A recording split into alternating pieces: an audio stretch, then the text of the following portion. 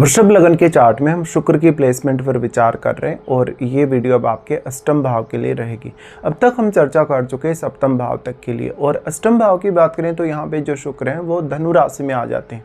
देखिए, वैसे तो फायरी साइन में जो शुक्र हैं वो उतना अच्छा परफॉर्म नहीं करते, लेकिन यहाँ पर वो आपके लग्नेश होकर और आपके छठे घर के लॉर्ड होकर आ रहे हैं, तो वो विवाह होने के पश्चात आपको बहुत ज़्यादा धन लाभ या संपत्ति के रूप में लाभ करवा सकते हैं। ऐसे में आपको जो फैमिली मिलेगी वो बहुत ज़्यादा धनवान होगी, रेपुटेड होगी, या उनकी फैमिली में जो सुख सुविधाएं हैं, जो धन है, संपत्ति है, वो काफ़ी ज़्यादा होने के चांसेस हैं। इस तरीके से जीवन साथी की तरफ से भी आपको काफ़ी ज़्यादा हेल्प मिलने की संभावना है, क्योंकि ये जो आपका अष्टम भाव है वो जीवन साथी के लिए सेकंड हाउस हो जाता है।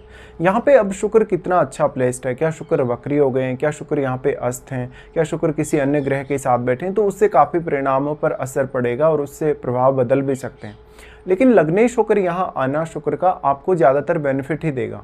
अब शुक्र अगर मान लो यहाँ पे वक्री हो जाते हैं, क्योंकि वक्री होने के केस में शुक्र का जो खुद का प्रभाव है वो कम हो जाएगा, तो फिर आपको देखना पड़ेगा कि जुपिटर कितना अच्छा प्लेस्ड है। वैसे लग्नेश का अष्टम में आना आपको अष्टम भाव के प्रति बहुत ज़्यादा डेडिकेशन तो देगा ही, आपको अष्टम भाव से जुड़े हुए रहस्यों को जानने में भी बहुत ज़्यादा सक्षम बनाएगा। ऐसे में शुक्र आप में हिडन टैलेंट या हिडन क्रिएटिविटी दे सकते हैं। शुक्र यहाँ से आपकी वाणी को बहुत ही ज़्यादा इफेक्टिव बना सकते हैं, क्योंकि उनकी दृष्टि आपके सेकंड हाउस पे रहेगी, और सेकंड हाउस आपके चार्ट के हिसाब से देखा जाए तो बुध का घर है, तो फिर आपको बुध और बृहस्पति दोनों की प्लेसमेंट जरूर अपने चार्ट में चेक करनी चाहिए।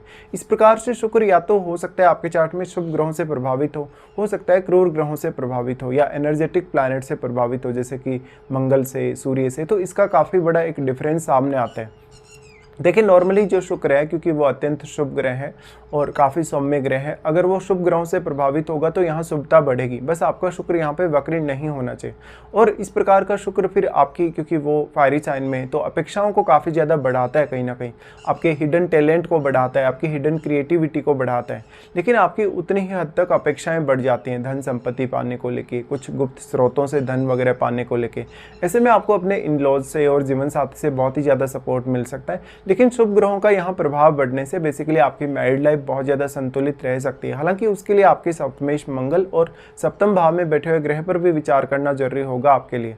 अब लेकिन शुक्र की अष्टम की जो प्लेसमेंट है, इसमें आप अपने लिए इंडिविजुअल रूप से, क्योंकि शुक्र से आप रिप्रेजेंट हो रहे हैं अपने चार्ट में, तो खुद के लिए कुछ ऐसे इनकम सोर्सेज ढूंढ सकते हैं, कुछ ऐसे इनकम सोर्सेज आप बना सकते हैं जो आपको जीवन भर हमेशा अर्निंग देंगे, जहां पर आपको वो सपोर्ट करेंगे फाइनेंशियली। तो गुप्त रूप से धन लाभ होने की संभावना काफ़ी प्रबल है। अगर मान लो आपका जुपिटर अच्छा प्लेस्ड नहीं है चार्ट में, तो ऐसा शुक्र कुछ हद तक हिडन रिलेशनशिप ला सकता है। विशेष तौर पे ऐसा शुक्र है वो पुरुषों के लिए हो सकता है थोड़ा खराब साबित हो इस मामले में, कि वो हिडन रिलेशनशिप लाएगा या वो रिलेशनशिप की बहुत ज़्यादा चाहत को बढ़ा देगा अगर जुपिटर अच्छा प्लेस्ड नहीं है तो। वैसे धनु का जो शुक्र है वो आपको कामुकता के रूप में काफ़ी संतुलित ही करेगा, लेकिन अगर मंगल का प्रभाव हो, इवन सूर्य जैसे प्लैनेट का प्रभाव हो, राहु का प्रभाव हो, केतु का प्रभाव हो, तो आपकी मैरिड लाइफ में बहुत ज़्यादा उतार चढ़ाव आने के चांसेस बन जाते हैं। अब शुक्र एक्चुअल में कौन से प्लैनेट के साथ यहाँ बैठे हुए हैं, अगर वो प्लैनेट चंद्रमा जैसा ग्रह है, अगर वो प्लैनेट मान लो बुध जैसा प्लैनेट है, तो आपको काफ़ी फेवर कर सकता है ऐसा शुक्र। इवन बृहस्पति के साथ भी अगर यहाँ बैठेगा शुक्र, तो भी बहुत ही ज़्यादा फेवर कर सकता है। ऐसे में हो सकता है आपका थोड़ा जो झुकाव है वो आपकी मैरिज होने के बाद अपने इन लॉज की तरफ थोड़ा ज़्यादा रहता है पार्टनर की तुलना में कभी कभी, या हो सकता है आप पार्टनर से उतने ज़्यादा सेटिस्फाई नहीं है, लेकिन फिर भी आपके इन लॉज, आपके जो सास ससुर हैं या उनकी फैमिली आपको फिर भी बहुत ज़्यादा अच्छे से सपोर्ट कर रही हो। इस हिसाब से देखा जाए तो अगर आपका सप्तमेश मंगल अच्छी स्थिति में नहीं है, या सप्तम भाव में मान लो अगर कोई क्रूर ग्रह, तो भले ही आपकी मैरिड लाइफ उतनी अच्छी नहीं है, पार्टनर के साथ रिलेशनशिप उतना अच्छा नहीं है, लेकिन फिर भी आप अपने इन लॉज के साथ एक बेहतर रिश्ता मेंटेन कर सकते हैं। अब जो शुक्र है उसका दृष्टि सेकंड हाउस पे होगा, लेकिन सेकंड हाउस में बैठा हुआ ग्रह भी अपना प्रभाव शुक्र पर अवश्य डालेगा। ऐसे में यहाँ अगर कोई फायरी ग्रह बैठा है, कोई बहुत एनर्जेटिक प्लैनेट बैठा है, तो वो भी शुक्र के परिणामों को प्रभावित अवश्य करेगा। इस हिसाब से शुक्र के साथ किसी भी प्लैनेट का बैठना भी उतना ही ज़्यादा महत्वपूर्ण हो जाएगा आपके लिए वेल्थ क्रिएट करने के मामले में। और ये शुक्र है वो ड्यूअल साइन का है। ड्यूअल साइन का शुक्र होने से मल्टीपल इनकम सोर्सेज दे सकता है, मल्टीपल टैलेंट दे सकते हैं आपको विभिन्न अलग अलग क्षेत्रों में।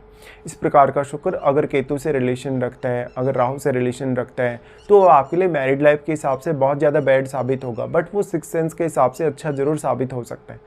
ऐसा देखिए, शुक्र वास्तव में जो कहीं ना कहीं स्पिरिचुअलिटी है, जो आध्यात्म है, उसको रिप्रेजेंट तो नहीं करता।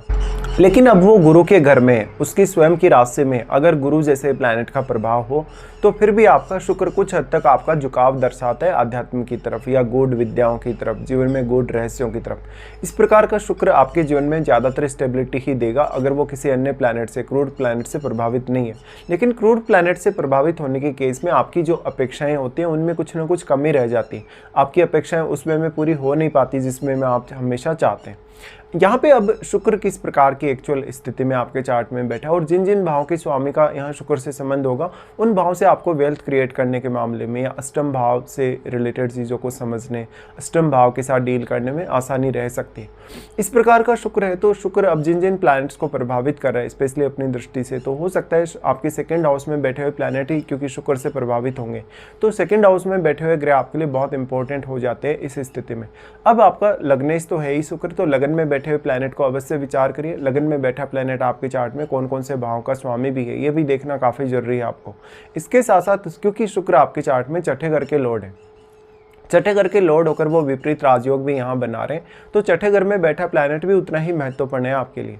इस प्रकार का शुक्र है तो हो सकता है आप मैरिज तक बहुत ज़्यादा प्रोग्रेस अपनी लाइफ में ना कर पाएँ अगर शुक्र बहुत ही अच्छा प्लेस्ड है, अगर वो बैड इफेक्ट में नहीं है तो मैरिज के बाद में कैरियर और आपके ओवरऑल लाइफ में ग्रोथ होने की संभावना काफ़ी प्रबल हो सकती है। देखिए जनरली वैसे अगर देखा जाए तो छठे भाव, आठवें भाव या 12वें भाव में शुभ ग्रहों का होना उतना अच्छा नहीं है।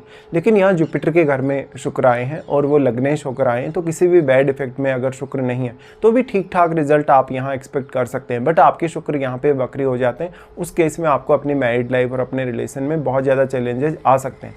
शुक्र अब मान लो यहाँ सूर्य से प्रभावित होता है, अगर मंगल से प्रभावित होता है उस केस में पार्टनर के साथ भी और पार्टनर की फैमिली के साथ भी आपका रिश्ता बहुत ज़्यादा प्रभावित होगा। कुछ हद तक कुछ मामलों में अनबन या कॉन्फ्लिक्ट वगैरह होने के चांसेस बढ़ सकते हैं।